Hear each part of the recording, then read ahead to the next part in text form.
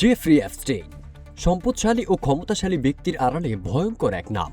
রহস্যময় তার জীবন, যার হাতের মুঠোয় ধনী ও প্রভাবশালী ব্যক্তিরাও। গোপন নথি এবং বাড়ির অচেনা কক্ষের ছবি দিয়ে পরিপূর্ণ। অল্প বয়সী মেয়েদের উপর যৌন নিপীড়নের দায়ে বারবার সাজাপ্রাপ্ত হলেও জেলের ভেতরে থেকেও তিনি অফিস চালাতেন। তার গোপন নথিতে এমন কিছু নামও পাওয়া গেছে যাদের মধ্যে রয়েছেন ট্রাম্পের মতো বিশ্বের ধনী ও প্রভাবশালী ব্যক্তিরা। জীবনের শুরুতে নিউ ইয়র্কে জন্ম ও বেড়ে ওঠা এপস্টেইন 1970-এর দশকে প্রাইভেট স্কুলে গণিত পদার্থবিজ্ঞান পড়াতেন। সেখানে এক শিক্ষার্থীর বাবা এপস্টেইনের প্রতি এতটাই মুগ্ধ হয়ে তাকে ওয়াল স্ট্রিটের বিনিয়োগ ব্যাংক বিয়ার স্টিয়ার্নসের এক জ্যেষ্ঠ অংশীদারের সঙ্গে আলাপ করিয়ে দিয়েছিলেন। পরে ওয়াল স্ট্রিটের বিনিয়োগ ব্যাংক বিয়ার স্টিয়ার্নসের অংশীদার হন তিনি। 1982 সালে নিজের জে এপস্টেইন অ্যান্ড কোম্পানি প্রতিষ্ঠা করেন। প্রতিষ্ঠানটি বড় সম্পদশালী ক্লায়েন্টদের জন্য সম্পদ ব্যবস্থাপনা করত। কোম্পানিটি দ্রুতই সাফল্য পায়। এখান থেকেই এপস্টেইন তার ভাগ্য গড়তে শুরু করেন। দ্রুতই এপস্টেইন ফ্লোরিডায় একটি প্রাসাদ, নিউ মেক্সিকোতে একটি খামার কিনে নেন এবং তারকা, শিল্পী ও রাজনীতিবিদদের সঙ্গে সামাজিকভাবে মিশতে থাকেন।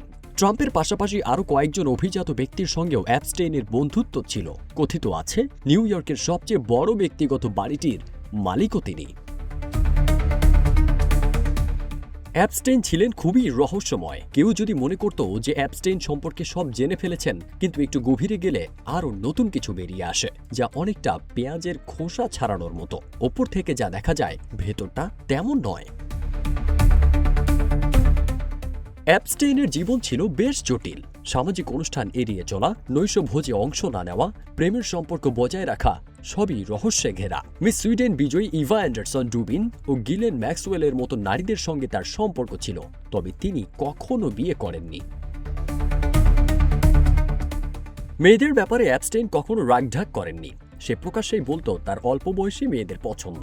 2005 সালে ফ্লোরিডায় 14 বছর বয়সী এক কিশোরীর মা-বাবা পুলিশের কাছে অভিযোগ করেছিলেন এপস্টেইন তাদের মেয়েকে তার পাম বিচের বাড়িতে যৌন নিপীড়ন করেছে। পুলিশের তল্লাশিতে বাড়ি জুড়ে মেয়েদের ছবি পাওয়া যায়।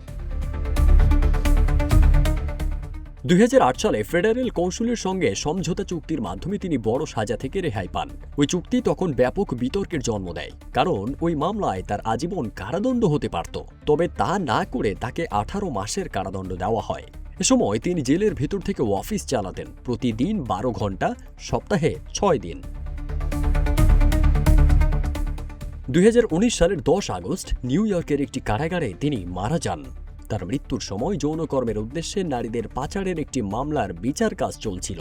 এর আগে এক দশকেও বেশ কয়েকবার অপ্রাপ্তবয়স্ক মেয়েদের যৌনকর্মে যুক্ত করতে প্রস্তাব দেওয়ার অভিযোগে দোষী সাব্যস্ত হন, যার জন্য তিনি যৌন নিপীড়ক হিসেবে চিহ্নিত হন। 2025 সালে মার্কিন কংগ্রেসের উভয় কক্ষে এপস্টেইন ফাইলস ট্রান্সপারেন্সি অ্যাক্ট বিল অনুমোদিত হয়। এই বিলের মাধ্যমে বিচার বিভাগকে তার বিরুদ্ধে করা সব অপরাধমূলক তদন্ত নথি প্রকাশের নির্দেশ দেওয়া হয়। প্রকাশিত নথিতে দেখা যায় অনেক গুরুত্বপূর্ণ ব্যক্তির নাম।